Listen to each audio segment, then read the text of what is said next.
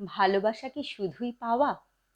এই যে আমি তোমায় ভালোবেসে ফেললাম, তাতে কি তোমায় পাওয়ার দাবিদার হলাম? হয়তো না। হয়তো কেন, নাই তো। গোপনে ভালোবেসেছি, গোপনে তোমায় পেয়েছি তোমার অজান্তে।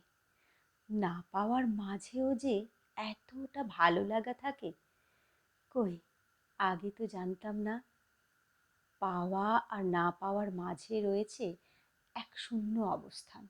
ভালোবাসি, ভালোবাসি সেই শূন্যতাটাকেই, যেখানে নেই কোনো ইচ্ছে, নেই কোনো দাবি, নেই কোনো প্রতিদ্বন্দ্বিতা, নেই তোমাকে হারিয়ে ফেলার ভয়। যেখানে আছে শুধুই শান্তি, পরম ভালোবাসার এক অদ্ভুত শান্তি।